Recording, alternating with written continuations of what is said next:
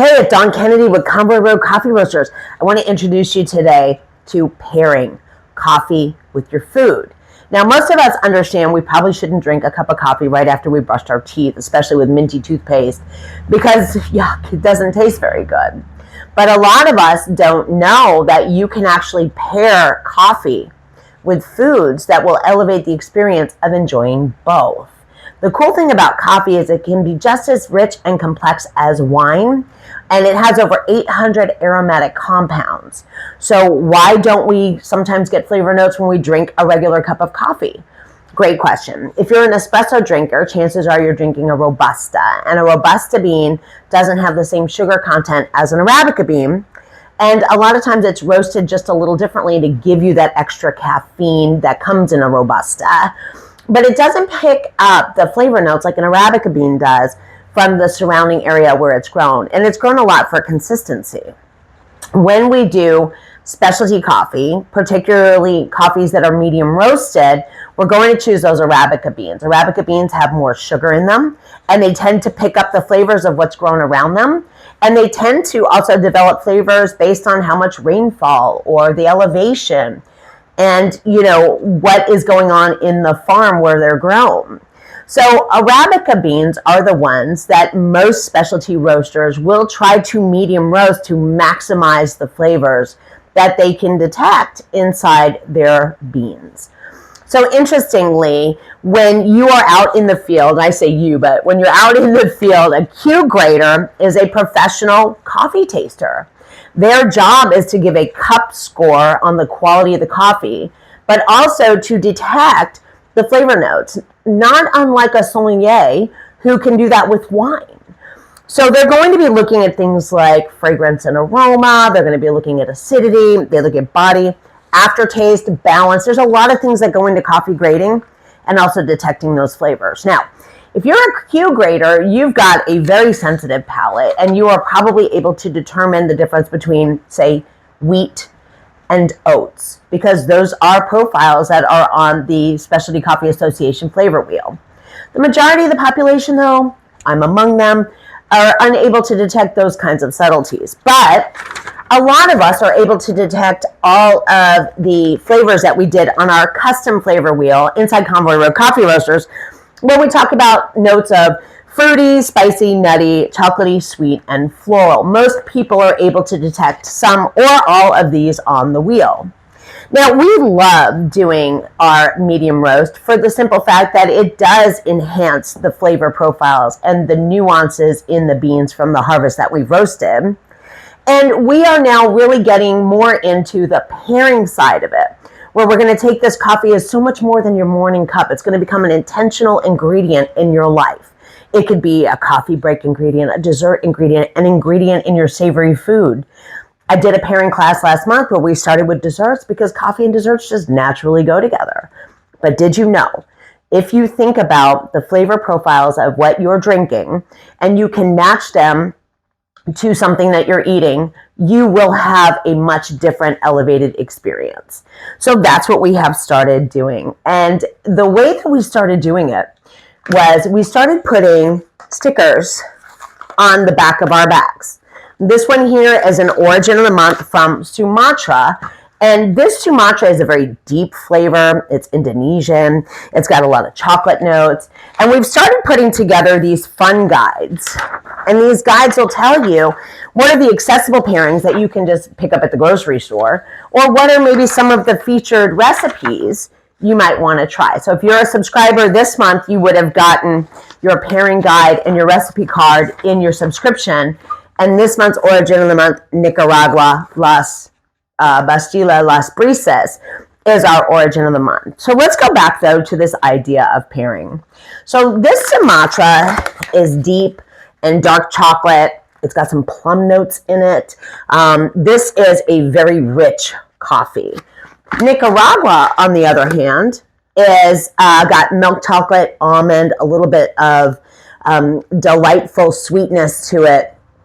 Not nearly as deep-bodied as this one. So why does it matter? Well, if I'm going to know, or if I'm going to drink a cup of Nicaragua, let's say that I'm at work, I probably don't want to eat something that is super heavy and chocolatey. If I'm going to have something with my Nicaragua, almonds would be a great choice to go ahead and pull out that almond flavor. Or a stone fruit like an apricot would be a great choice. Probably not an Oreo. Just stay with me here. On the Sumatra, on the other hand, a rich thing like a dark chocolate banana bread would be fantastic. Or something rich like Oreos or fudge-covered graham crackers would elevate the taste of the coffee. So inside our accessible pairings, we talk about very easily how you can be intentional with your coffee and what you can enjoy with it. For example, our Kenya, this is our premium origin. Right on the back, it says that it has some citrus and some caramel notes. So what am I going to pair with this? Well, let's say I'm at work. I might grab some mandarin oranges to go with this. Not sour oranges. The citrus itself needs to be built up, but maybe some sweet mandarin oranges or some caramel. Maybe biscotti dipped in caramel would be excellent to pair with this coffee. The most important thing, though, is to just be aware that there are all of these flavors available, that there are all of these options available for you to elevate your cup beyond your morning cup of joe. And if you'd like to subscribe, you can subscribe to our Facebook page, or you can subscribe to our YouTube channel where we'll be talking each month about these pairing guides. If you're local in Van Wert, come and join me. I do a monthly pairings guide, monthly pairing workshop where we talk through all of these things, and I will give you tips and strategies, because even brewing the coffee differently can bring out different flavor notes. So my husband does the brewing workshop, and he can show you all the different brewing methods that are available. Some coffees do better with French press. Some coffees do better with a pour over. Some coffees do great with a Chemex. And what I mean by great is a lot of us just use a auto drip coffee maker because it's easy, convenient, and very consistent. But if you're looking for a chance to get just one more extraction out of your coffee, there's another method that could actually bring it up another level. So please join us and follow along. We're going to be doing these pairings for the Nicaragua origin of the month. Let me just run through here real quick. So the recommendations would be an orange cranberry scone.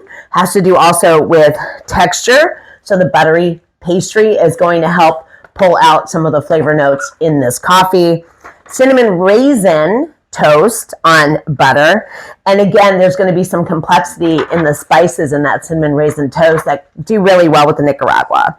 Obviously an almond biscotti. And in fact, our origin of the month card, our featured recipe is apricot almond biscotti. Very easy to make if you can bake, and it's, rather quick and very tasty, and it does really well with this coffee. And then in the future, we're going to get into some of the more savory pairings, because coffee is fantastic, not only in recipes, but with certain recipes. And so this one is spicy Thai red curry. Words are hard this morning. And there's some milk chocolate and dried fruit sweetness that's going to cut through some of the curry's spiciness. And the almond notes give it a little bit of an interesting twist. One way that you can pair coffee and savory is through cocktails. So I can teach that as well. Another one here has to do with umami notes. Now, it took me a while to realize that there were so many flavor profiles. I've been studying this for over 6 months now, getting in the heads of chefs, getting in the heads of people who know how to make food work together. So umami is an earthy note, and it has a particular texture to it. So the other recommendation is actually mushroom and Gruyere quiche. I'm not a mushroom fan, so I probably wouldn't try this one, but it's a contrast to the fruit notes inside this Nicaragua. If you have any questions about these or any recommendations, please let us know. If you are pairing, please let us know. Drop in the comments what you tried your coffee with. And let us know if there's anything in particular that you'd like us to talk through. So again, if you need, you can subscribe and download the pairing guide for this month. We also have a flavor wheel that'll be going up soon. This is ours. We just designed it for beginners. And if you decide to grab a few Hershey nuggets for your work break at 3 in the afternoon, consider drinking it with maybe some Sumatra instead of drinking it with a coffee that maybe has a little like stronger citrus flavor. Take care.